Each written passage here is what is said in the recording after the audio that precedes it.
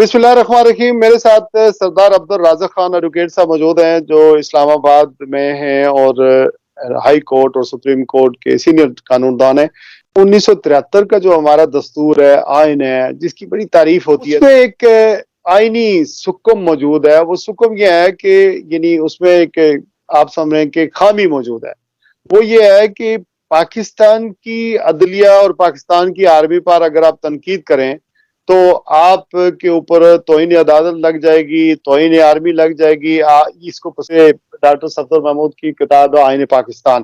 تو اس میں یہ چیز درج ہے. اور آج اس وجہ سے بھی میں نے ان سے یہ سوال پوچھنا ہے کہ آج کی سب سے بڑی خبر کیا ہے کہ پاکستان دنیا میں تیسرے نمبر پر آ گیا ہے جو آزادی اظہار رائے یا صحافت پر پابندی لگاتا ہے یا انٹرنیٹ بند کر دیتا ہے، سوشل جو ویب سائٹس ہیں وہ ساری بند کر دیتا ہے. تو یہ تیسرے نمبر پر آ گیا. یعنی کہ پوری دنیا میں جتنے بھی ممالک ہیں، پاکستان وہ ملک ہے پچھلے 2-3 دہائیوں سے آپ نے دیکھا کہ صحافیوں کو مارا جاتا ہے. کئی صحافی جو ہے وہ شہید ہو گئے، جیسے ارشد شریف ہے.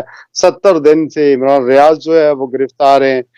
پتہ نہیں کس جگہ پر ہیں، گرفتار بھی نہیں ہے، ادارے بتا ہی نہیں رہے کہ وہ کہاں پر ہیں. تو اسی طرح بہت سارے صحافی جو ہے ملک سے باہر بھاگ گئے ہیں.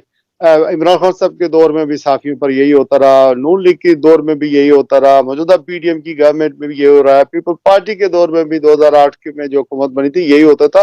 تو صحافی ظاہر ہے آرمی اور عدلیہ اور آرمی کا پاکستان کی سیاست میں حکومت بنانے میں توڑنے میں ایک بڑا ایک رول رہتا ہے. تو اگر ان دونوں پر آپ اعتراض کریں گے تو آپ کو اٹھا لیا جائے گا یا غائب کر دیا جائے گا، یا پھر عدلیہ پر تنقید کریں گے تو ان عدالت لگ جائے گی. حکم تو ہے، تو یہ کس طرح دور کیا جائے گا؟ دیکھیں، آئین کے جو مختلف آرٹیکلز ہیں جن میں فنڈامنٹل رائٹس گارنٹی کیے گئے ہیں، اور آرٹیکل 19 جو ہے اس میں فریڈم آف ایکسپریشن ہے جس کو گارنٹی کیا گیا ہے ایک فنڈامنٹل رائٹ کے طور پر. جتنے بھی بنیادی حقوق آئین میں درج ہیں کوئی بھی انفیٹرڈ یا انبریڈلڈ نہیں ہے، ان چیکڈ نہیں ہے، وہ ان لمیٹڈ نہیں ہے. اس سب میں جب آپ کو رائٹ دیا گیا ہے تو سبجیکٹ ٹو سرٹن لمیٹیشنز ہے. اور اسی طرح آرٹیکل 19 میں بھی جب آپ کو یہ فریڈم آف ایکسپریشن دیا گیا ہے تو ساتھ اس میں ایک لمیٹیشن لگائی گئی ہے کہ آپ آرمی چونکہ ایک بہت سینسٹیو ادارہ ہے، وہ ملک کی سلامتی سے ریلیٹڈ ہے، تو اس کے اوپر آپ اس طرح عام چوکوں چوراہوں میں بات نہیں کر سکتے.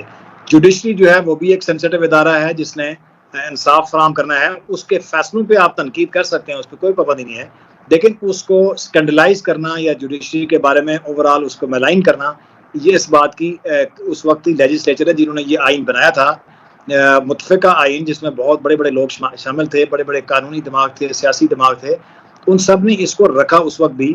اور یہ بالکل درست بات ہے کہ ایسی لمیٹیشن ہونی چاہیے. پاکستان میں صحافت بالکل آزاد ہے. میرا خیال ہے آپ یہاں پڑوس میں دیکھ لیں، ہندوستان میں تو کوئی ہندوستان کی مرضی کے بغیر خبر بھی نہیں لگا سکتا. پاکستان میں صحافت بالکل آزاد ہے، اپنی طرف لوگ تنقید بھی کرتے ہیں. موجودہ دور میں تو بالکل آزاد نہیں ہے. جو اگر آزادی سے پروگرام کرے گا تو اس کی یا تو پروگرام بند ہو رہے ہیں یا اسے غائب کیا جائے گا، یا جو کچھ آپ دیکھ رہے ہیں. دیکھیں نا، یہ اس وقت جو موجودہ حکومت ہے پریکٹیکلی اس نے پاکستان میں آئین کو معطل کیا ہوا ہے.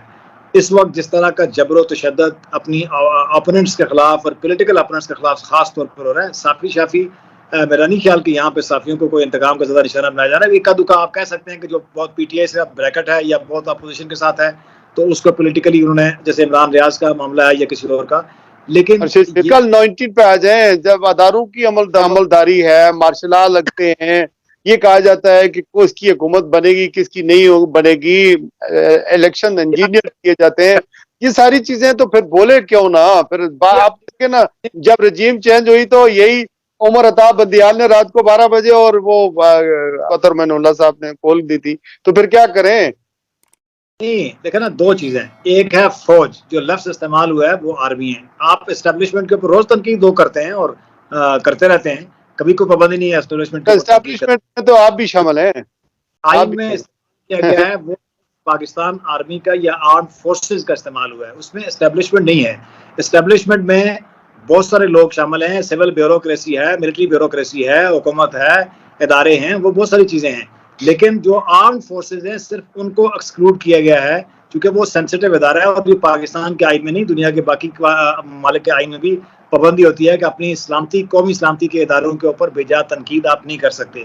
تو اسٹیبلشمنٹ کے بارے میں تو کسی نے پابندی نہیں ہے، کوئی نہ آئینی پابندی ہے نہ کسی جگہ پابندی ہے. کہیں آپ سمجھتے ہیں کہ غلطی ہے، آپ اس کو ضرور کریں. لوگ کرتے ہیں، آرٹیکلز لکھتے ہیں، پروگرامز کرتے ہیں، سیاستدان تنقید کرتے ہیں، اینٹی اسٹیبلشمنٹ اور اسٹیبلشمنٹ کا نعرہ لگاتے ہیں، تو وہ تو کوئی ایشو نہیں ہے.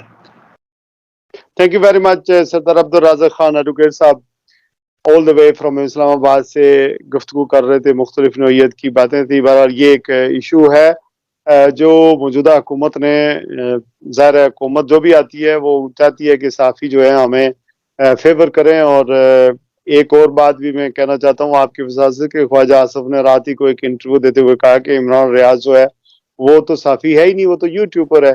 سو آپ اندازہ کر لیں کہ یوٹیوبر کہنے سے اس کی کریڈیبلٹی جو ہے وہ ظاہر بحیثیت صحافی تو متاثر نہیں ہوتی. اور پھر اگر صحافی نہیں بھی ہے تو پاکستان کے شہری تو ہے. تو آپ وزیر دفاع ہے ملک کے، اور آپ یہ کہہ رہے ہیں کہ آپ مانتے ہی نہیں، اور 70 دن سے وہ غائب ہے، اس کی فیملی جو ہے وہ رو رہی ہے. اسی طرح ارشد شریف کا قتل کر دیا گیا، 4-5 صحافی ملک سے باہر بھاگ گئے.